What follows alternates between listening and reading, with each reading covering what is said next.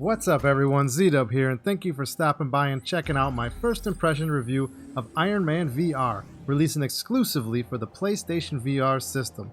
This demo is available now, so if you have a PSVR headset and you want to give it a try, you should definitely take that time and check this thing out. Now if this is your first time stopping by for one of my reviews, let me start by saying this. All of my game reviews are done from a critically honest perspective. I feel like you should not have to force yourself or convince yourself to have fun with something. So if you're like me and you're looking for the best experiences out there, ones that are worthy of your time and your money, you've come to the right place. So if you haven't subscribed already, make sure you do, so you don't miss out on any future videos, and hit that button and bell and you'll be up to date with all my content. So now let's get into this. Iron Man VR. Could this really be a full-fledged AAA VR experience taking advantage of a fantastic IP like Iron Man? There have been some great VR titles over the past few years, but do we finally have a new benchmark? I'd wager to say yes, 100%.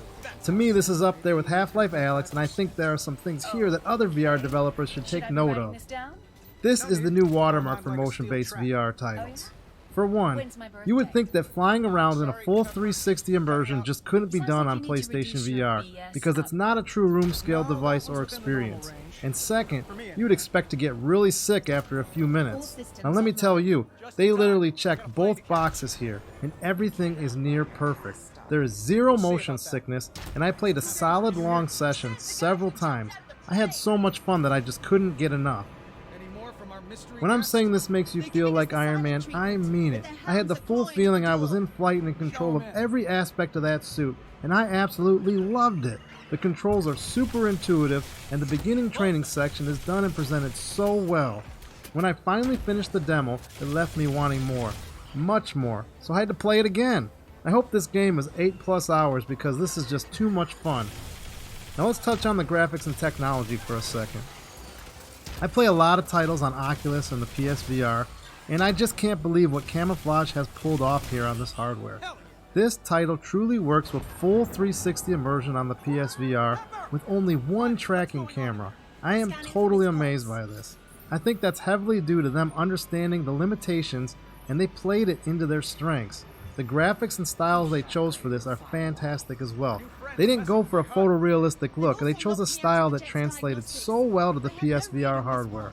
Now every movement and control scheme here is so thought out. I can't stress that enough.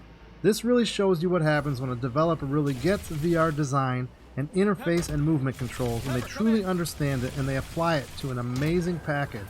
This is the best controlling VR game like this ever, hands down.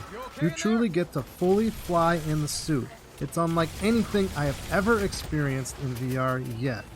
Now one thing this title does very well is it keeps you in the play space pretty seamlessly, and that's a huge surprise. There's so much body movement taking place, I couldn't believe that I wound up not even leaving the play zone once. The wayfinding and objectives are super clear, and there's nothing that gets in the way of the experience of flight and truly being Iron Man.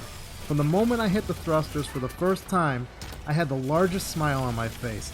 I felt this the entire time I played this. I just wanted to fly around forever. Perhaps the VR industry is maturing this year, and we can say we are truly out of the long launch phase. We've had 2 super solid releases with Half-Life Alyx earlier this year, and now this.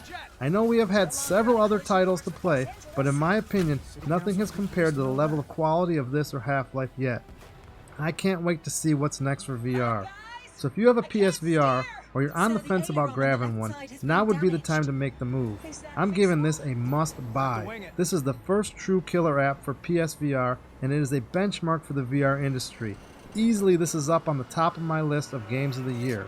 Now if you don't have a PSVR or a PS4, Sony confirmed today that there's going to be an Iron Man VR PSVR bundle that's going to be available for $350, and that's going to include everything you'd need to play this.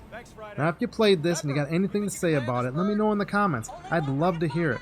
So thanks for stopping by and watching, and if you enjoyed this and you're interested in honest reviews focusing on whether a game is purely fun or whether a game will wow you, subscribe here so you don't miss out on any of my future gaming content. Well, I gotta get back to flying the suit again, so I'll see you next time. This is Z-Dub, out. Make a wish.